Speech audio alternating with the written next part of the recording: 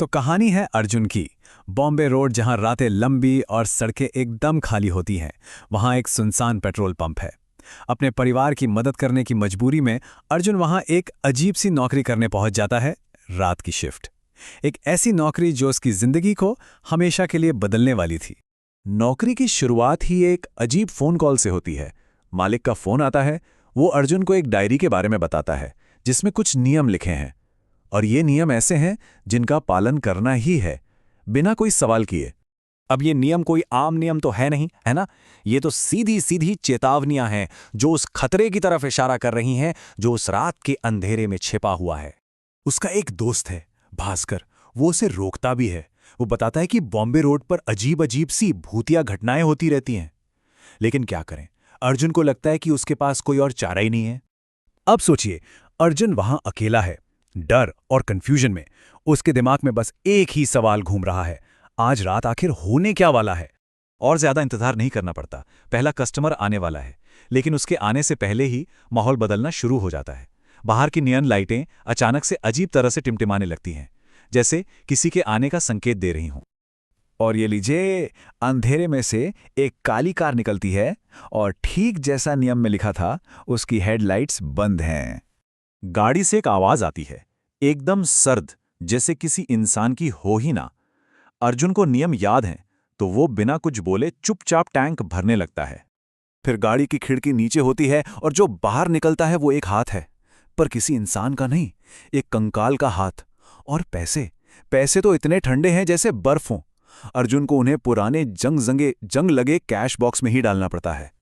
अब अर्जुन पूरी तरह घबरा जाता है। वो ऑफिस के अंदर भागता है और वहां उसे मिलता है एक पुराना अखबार, साल 1998 का।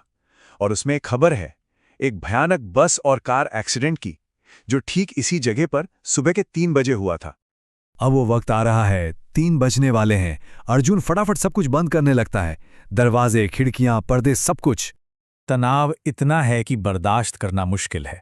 पहले तो एकदम खामोशी, और फिर ऑफिस की लाइट भी टिमटिमाकर बंद हो जाती है। चारों तरफ सिर्फ अंधेरा। और फिर उस खामोशी में आवाजें आने लगती हैं, बहुत सारी गाड़ियों की, लोगों के बात करने की। ऐसा लगता है जैसे आधी रात को कोई मेला लग गया हो। एक तरफ नियम है और दूसरी तरफ उसकी अपनी उत्सुकता के बाहर हो क्या रहा है। आखिरकार उसकी हिम्मत जवाब दे जाती है और वो एक बहुत बड़ी गलती कर बैठता है। वो बस हल्का सा पर्दा हटाकर बाहर झांकता है, और जो देखता है वो किसी के भी होश उड़ाने के लिए काफी है। बाहर लोग नहीं हैं, सिर्फ काली परछाइयां हैं, बिना जिस्म के, और उनकी हरी आंखें अंधेरे में चमक रही हैं। तभी वही काली कार वापस आती है और उसका हॉर्न लगातार बजना शुरू हो जाता है। ये उसकी गलती का नतीजा था। वो सारी परछाइयां एक साथ उसकी तरफ मुड़ती हैं और सीधे उसके ऑफिस की तरफ बढ़ने लगती हैं। परछाइयां अब दरवाजा पीटने लगती हैं। अर्जुन घबराकर अपने दोस्त भास्कर को फोन मिलाता है, लेकिन फोन पर भास्कर की नहीं, बल्कि वही ठंडी आवाज आती है। और वो तब तक अपनी मांग दोहराती रहती है जब तक अर्जुन डर के मारे बेहोश नहीं हो जाता। जब अर्जुन की आंख खुलती है तो सुबह हो चुकी है और सामने मालिक नवीन सिंह खड़ा है। वो उसे बधाई देता है कि उसने वो रात निकाल ली जो ज्यादातर लोग नहीं निकाल पाते।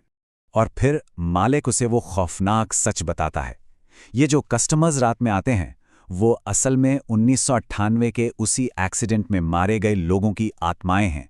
वो एक लूप में फंस गए हैं और हर रात अपने आखिरी सफर को दोहराने के लिए यहां आते हैं, क्योंकि यही उनका आखिरी पड़ाव था। तो आप जाकर समझ आता है कि उन नियमों का असली मतलब क्या था।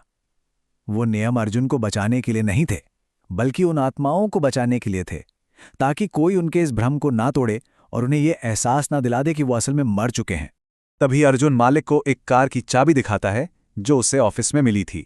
मालिक समझाता है कि एक अच्छा संकेत है, मतलब अर्जुन को देखकर किसी एक आत्मा को सच्चाई का एहसास हो गया।